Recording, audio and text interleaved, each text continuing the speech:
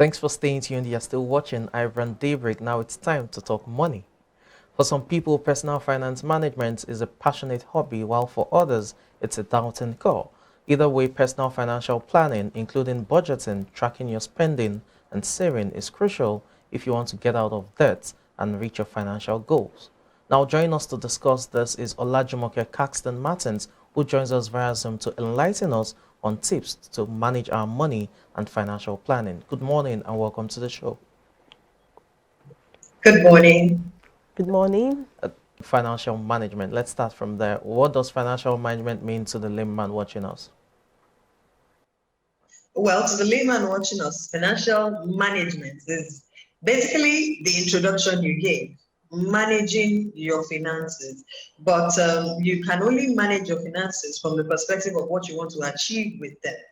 You know, that's why a lot of the time you would hear about financial independence, you hear of financial freedom, you hear of financial security.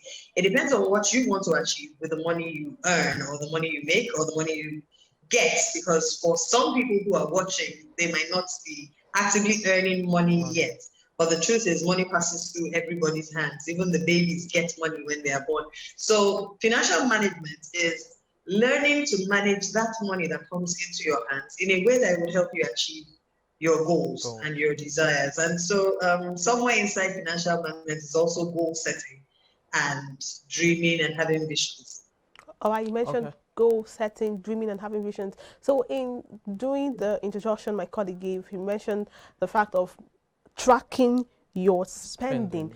Now that may be one of the most difficult parts, especially for a lot of people who things are in Nigeria. Yeah, you see that today you're spending, for instance, just transportation fare and everything you spend a day could be 3,000 naira, and at the close of work, probably that's a windfall, or the next day you're going to buy something, and what you spend every day for the past 2-3 days, it's changing. So keeping track of your finances in an economy like this, it may be really, really difficult. So how possible is that really?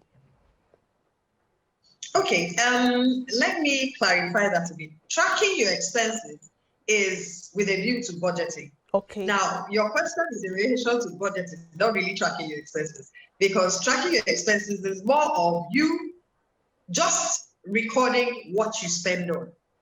So every time you spend money, you write it down. What have I bought? Why did I part with that money?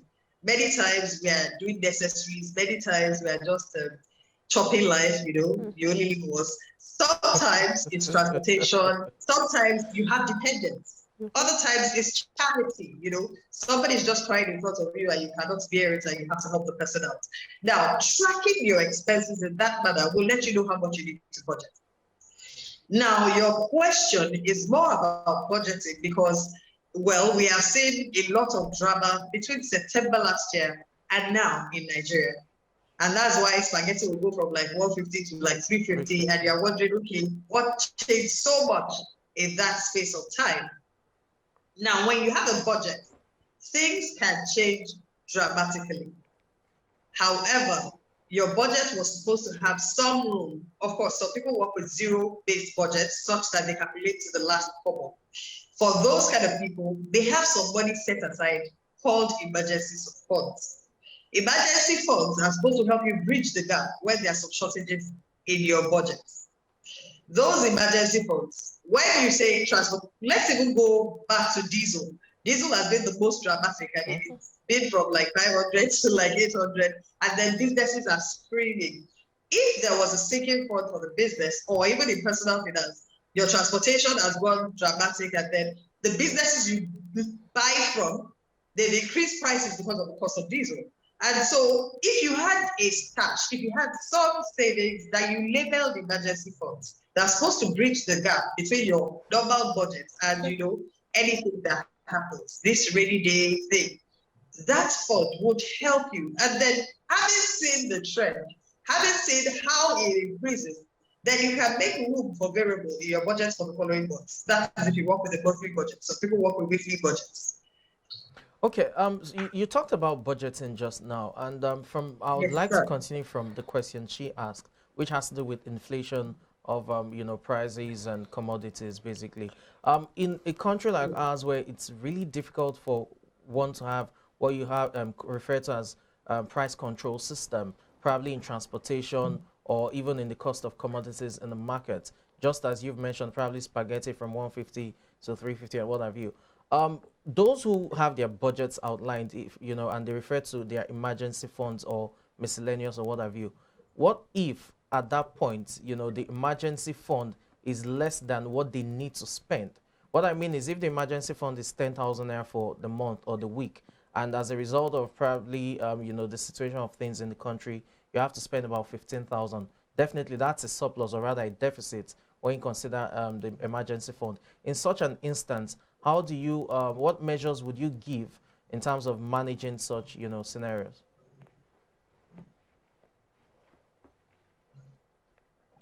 Hello, can you hear me? Okay, I can hear you now. Oh, I couldn't okay. hear you for a bit. Oh, okay.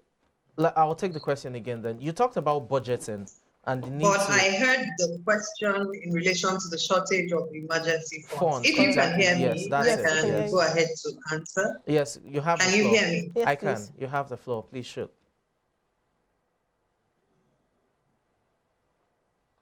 Hello? Hello.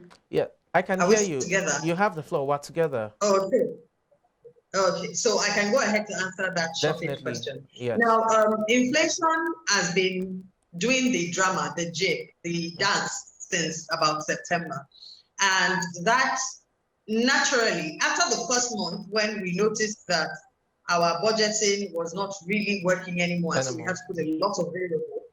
What we needed to start doing at that point, if we have not done it yet, we can start now, is to begin to think in two directions. The first direction is that if the money you're earning has not increased in that space of time, you cannot afford to leave your earnings as they are, because your earnings can no longer either put food on the table or take you even to the places where you need to get the food.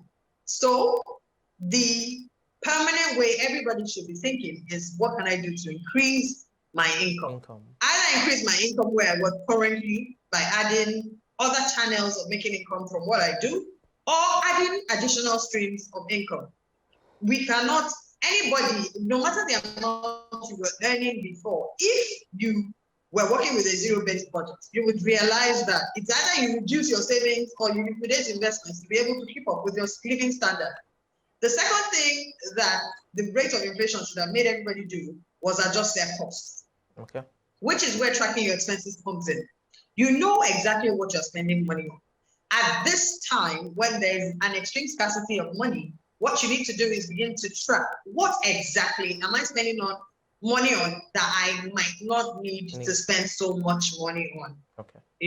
Sometimes it might be as drastic as, instead of 3 meals a day, you now rationalize which of those meals can I forgo.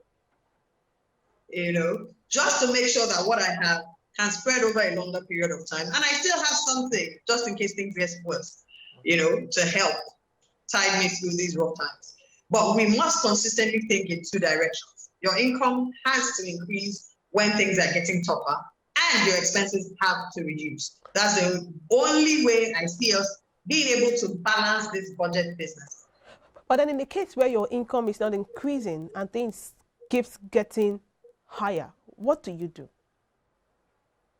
Keep trying to increase your income.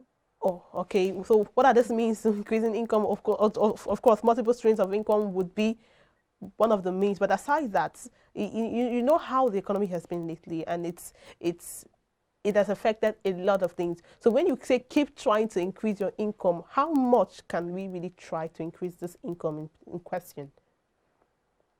I said it was two-pronged. You either increase your income, well, you must increase your income and you must reduce your expenses. Now, these two things go hand in hand. For example, at some point, my children had to ask me that, Mommy, you know how to make hair. Why do we spend so much money making hair every week? And so the cost savings from making their hair had to go into my airtime and data expenses. But I created time to start making their hair. Are you following that example so that you can understand what I mean by I'm with you. increasing income? Now, I might need, I'm a lawyer, by the way. Okay. I might need to think about the fact that if the money I'm making is not enough in some areas, there are other things I know how to do. And while some people are complaining, some people are still spending money on luxuries. Okay. Yes. You know, it's not balanced. Some people are still, instead of reducing meals, still eating foods that they can get cheaper in other places. You know, so. Okay, hello. Crappy network there. And make money from. All right. Hello, are you It's there? something else I can do. Okay. Those are. Okay.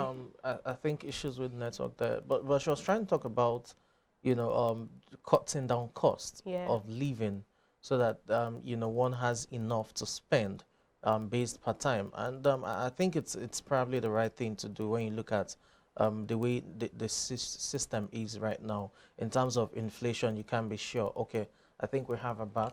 Hello, are you there? Hello.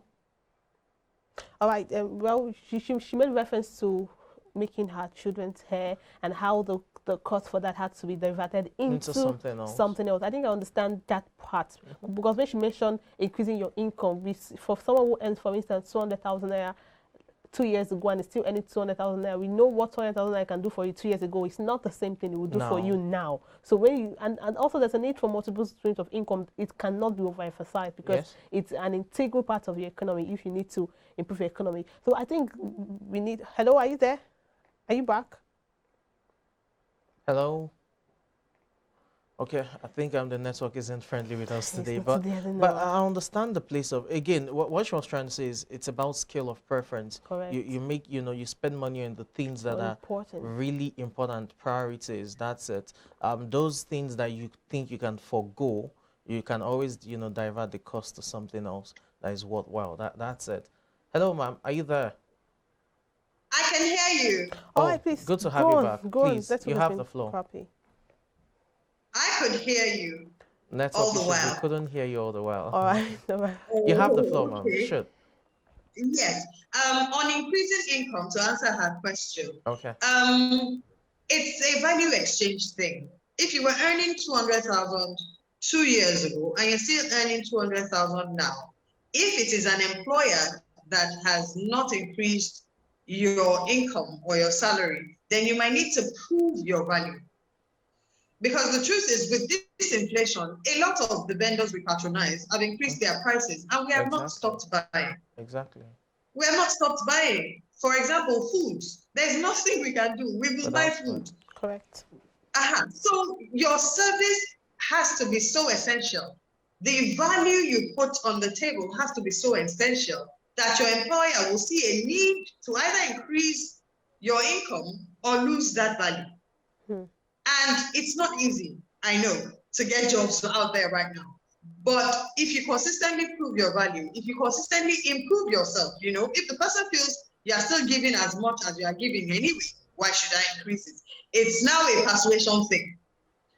And like I said, many people who work jobs actually have the capacity to take on private engagements doing that same thing. It might be time to look into how else you can do this same thing for somebody else and earn a little bit more. Okay. Sometimes we sell out all our time working on one thing, and then we forget that there is a place for building yourself, either improving yourself, learning more, or even becoming more valuable at what you do, that you can jump ship. I worked in a bank for 8 years, and I realized that the people that got promoted were the people that switched banks. I only got promoted once in the 8 years, but I had friends that they were way ahead of me. They were almost managers by the time I was leaving the bank because they kept moving from one bank to the other. That's what they're saying. Okay, I think the network is acting up again, but I understand her point. There's the place of self-development as well in the quest to increasing your value, have best at what you do. Okay. If your employer doesn't pay you for it, somebody else will pay you to bring that value to their own business. Yes. So please, it's important to look out for the opportunities to improve yourself and keep proving your value. You know, it should never become business as usual. You must consistently make whoever you're working with see the value you bring to the table, see how much more of a difference you make. Sometimes it might be as much as calculating the difference in income that your work has added. If you can prove 10 times what you earn is what you are earning for the company, it's going to be difficult for that person to let you go instead of just increasing your income. I hope you are following. Yeah, it Yes, makes yes, so much sense. yes. But we do not have the want of time to allow you exhaust everything you have for us today. We appreciate you. Thank you Thank you so much. so much. And then I learned something from there. I'm sure our viewers learned something too. Thank you. Thank you very much for having me. All right. Now that was Olajumoke Jackson Martins and talking about financial management, budgeting, increasing your income. The value you bring determines the value you get. That's basically what I got from it. I'm sure you learned a lot. Please do share your thoughts on our social media platforms and also the live chat below. We'll take a short break now. Coming up next, we have sports, social media boards, and then we'll wrap up the show this morning. Please stay with us.